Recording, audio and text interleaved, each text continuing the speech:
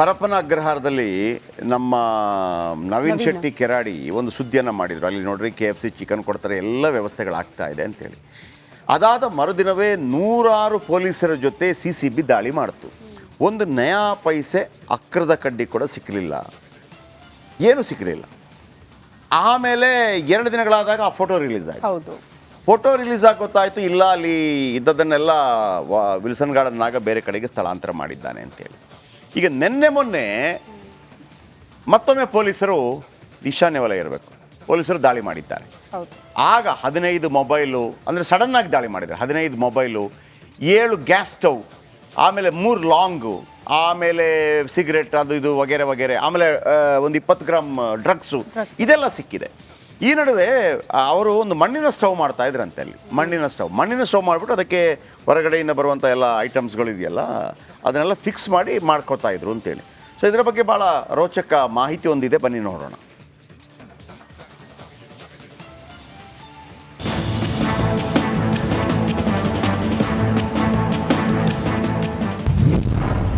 ಪರಪ್ಪನ ಅಗ್ರಹಾರದ ಮತ್ತೊಂದು ಎಕ್ಸ್ಕ್ಲೂಸಿವ್. ಮಣ್ಣಿನ ಸ್ಟವ್ ಹಿಂದಿನ ಮಾಸ್ಟರ್ ಮೈಂಡ್ ಯಾರು?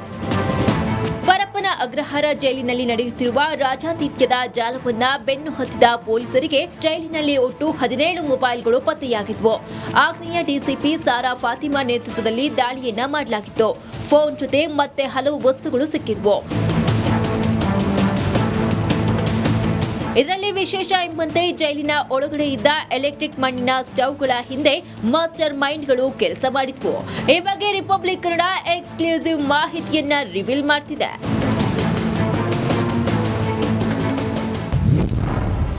ಮಣ್ಣಿನ ಸ್ಟವ್ನ ಮಾಸ್ಟರ್ ಮೈಂಡ್. ಪೊಲೀಸರ ದಾಳಿ ವೇಳೆ ಒಟ್ಟು 7 ಮಣ್ಣಿನ ಸ್ಟವ್ಗಳು ಜಪ್ತಿಯಾಗಿವೆ. ಇವೆಲ್ಲವೂ ಜೈಲಿನಲ್ಲಿರುವ ಕೈದಿಗಳೇ ಸ್ವತಃ ತಯಾರಿಸಿದ್ದಾರೆ. Rameshwar cafe, Mangaluru cooker bomb ಸ್ಫೋಟದ ಆರೋಪಿಗಳೇ ಈ ಸ್ಟವ್ ಅನ್ನ ತಯಾರಿಸಿದ್ದಾರಂತೆ.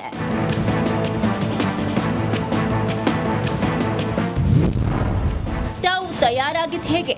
ಜೈಲಿನ ಸ್ಟೋರ್ ರೂಮ್ನಲ್ಲಿ ಸ್ಪ್ರಿಂಗ್ಗಳಿದ್ದು ಚಿಕ್ಕ ಕಲ್ಲುಗಳ ಜೊತೆ ಮಣ್ಣು ಹದ ಮಾಡ್ತಾರೆ. ಮಣ್ಣನ್ನ ಪ್ಲಾಸ್ಟಿಕ್ ಪಾತ್ರೆಯಲ್ಲಿ ಇಡಲಾಗುತ್ತೆ. ಗಟ್ಟಿಯಾದ ಬಳಿಕ ಪ್ಲಾಸ್ಟಿಕ್ ಪಾತ್ರೆ ಕತ್ತರಿಸ್ತಾರೆ.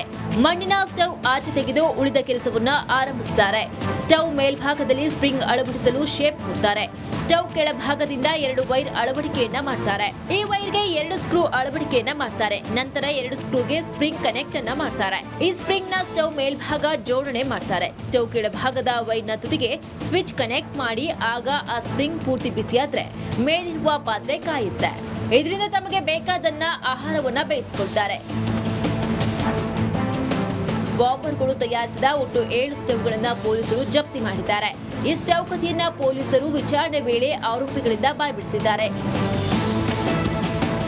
Sunil Dharmasthala, crime bureau, Republic Kannada.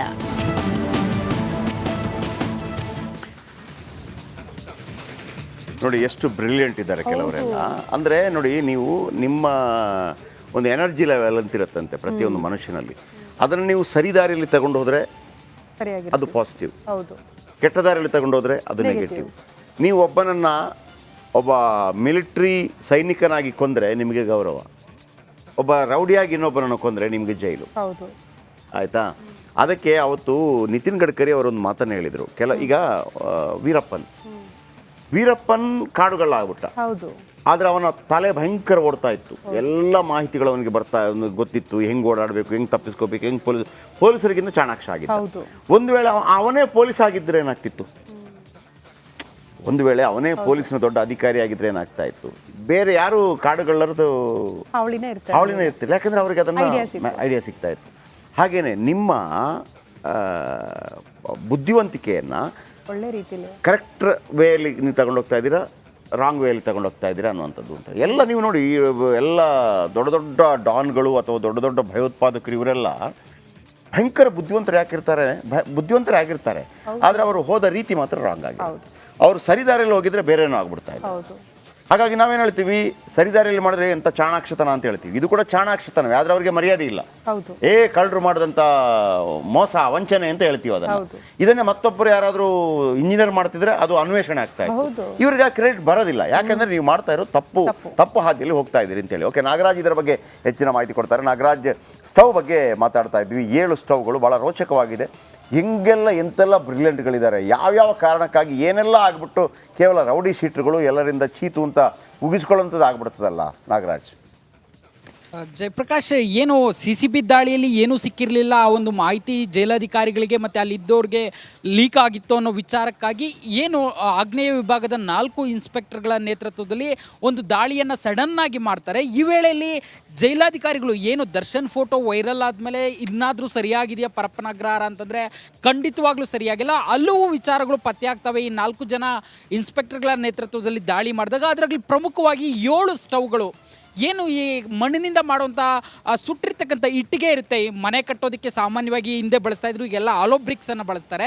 ಮೊದಲು ಏನು ಬಳಸ್ತಾ ಇದ್ರು ಬ್ರಿಕ್ಸನ್ನು, ಆ ಬ್ರಿಕ್ಸ್ ಮೇಲೆ ಒಂದು ಸ್ಪ್ರಿಂಗ್ ಮಾದರಿಯಲ್ಲಿ ಒಂದು 3 ಇಟ್ಟಿಗೆನ ಜೋಡಿಸಿ ಕೆತ್ತನೆಯನ್ನು ಮಾಡ್ತಾರೆ. ಅದಕ್ಕೆ ಕರೆಂಟ್ ಕನೆಕ್ಷನ್ ಕೊಟ್ಟು ಅದನ್ನು ಸ್ಟವ್ ರೀತಿ ಬಳಸುವಂಥದ್ದು. ಜೊತೆಗೆ ಇದೇ ಸ್ಪ್ರಿಂಗನ್ನು ವಾಟರ್ ಹೀಟರ್ ಆಗಿಯೂ ಸಹ ಜೈಲಿನಲ್ಲಿ ಬಳಸ್ತಾರೆ. ಅಲ್ಲಿ ಬಿಸಿನೀರು ಕೊಡೋದಿಲ್ಲ. ಹೀಗಾಗಿ ಏನು ಅಂಡರ್ ಟ್ರೈಲರ್ ಪ್ರಿಸನರ್ಸ್ ಇರ್ತಾರೆ, ಅವರು ಬಿಸಿನೀರನ್ನು ಬೇಕಾದರೆ ಈ ಒಂದು ಸ್ಪ್ರಿಂಗನ್ನು ನೀರಿಗೆ ಹಾಕಿ ಕರೆಂಟ್ ಕನೆಕ್ಷನ್ ಕೊಟ್ಟು ನೀರನ್ನು ಬಿಸಿ ಮಾಡಿಕೊಳ್ಳೋ ವ್ಯವಸ್ಥೆ ಕೂಡ ಅಲ್ಲಿ ಇರ್ತಕ್ಕಂಥದ್ದು. ಇದು ಸಹ ಪತ್ತೆಯಾಗಿದ್ದರೆ ಜೊತೆಗೆ ಒಂದಷ್ಟು 15 ಮೊಬೈಲ್ಗಳು ಸಿಕ್ಕಿದ್ದಾವೆ. ಏನು ನಾವು ಸಾಕಷ್ಟು ಚರ್ಚೆ ಮಾಡಿದ್ವಿ, ಅಲ್ಲಿ ಸಿಗ್ನಲ್ ಸಿಗಬಾರ್ದು ಅಂತಂತೇಳಿ ಜಾಮರ್ ಹಾಕಿದ್ದಾರೆ.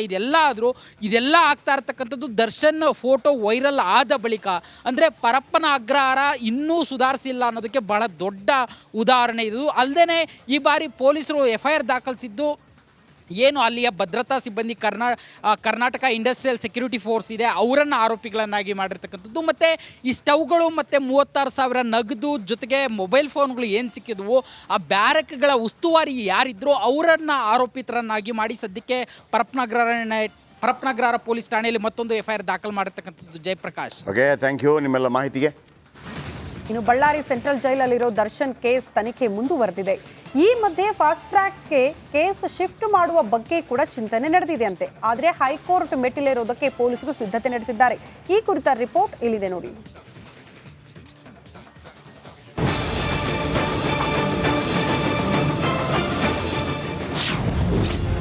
D case fast track high court Darshan and ಗ್ಯಾಂಗ್ಗೆ ಕಾದಿದೆಯಾ ಟೆನ್ಷನ್? ರೇಣುಕಾಸ್ವಾಮಿ ಕೊಲೆ ಕೇಸ್ನಲ್ಲಿ ದರ್ಶನ್ ಅಂಡ್ ಗ್ಯಾಂಗ್ ಬೇರೆ ಬೇರೆ ಜೈಲುಗಳಲ್ಲಿ ಕಂಬಿ ಎಣಿಸುತ್ತಿದ್ದಾರೆ. ಆದರೆ ಈ ಕೇಸ್ನ ತ್ವರಿತಗತಿಯಲ್ಲಿ ಮುಗಿಸುವ ಸಲುವಾಗಿ ಫಾಸ್ಟ್ ಟ್ರ್ಯಾಕ್ ಕೋರ್ಟ್ಗೆ ಮನವಿ ಸಲ್ಲಿಸುವ ಬದಲು ಹೈಕೋರ್ಟ್ ಮೆಟ್ಟಿಲೇರಲು ಪೊಲೀಸರು ನಿರ್ಧರಿಸಿದ್ದಾರೆ.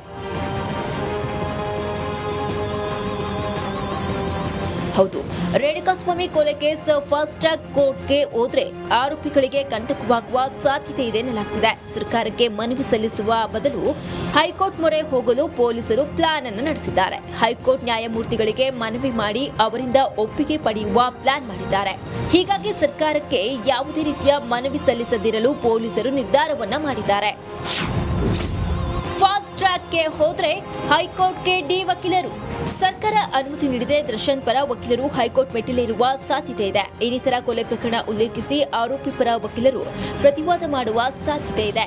ಬೇರೆ ಕೊಲೆ ಕೇಸ್ಗಳನ್ನ ಫಾಸ್ಟ್ ಟ್ರ್ಯಾಕ್ಗೆ ನೀಡಿಲ್ಲ, ಇದು ಮಾತ್ರ ಯಾಕೆ ಎಂದು ಪ್ರಶ್ನಿಸಬಹುದು. ಹೀಗಾಗಿ ನೇರವಾಗಿ ಪೊಲೀಸರಿಂದಲೇ ಹೈಕೋರ್ಟ್ ಮೆಟ್ಟಿಲೇರಲು ತಯಾರಿ ನಡೆದಿದೆ.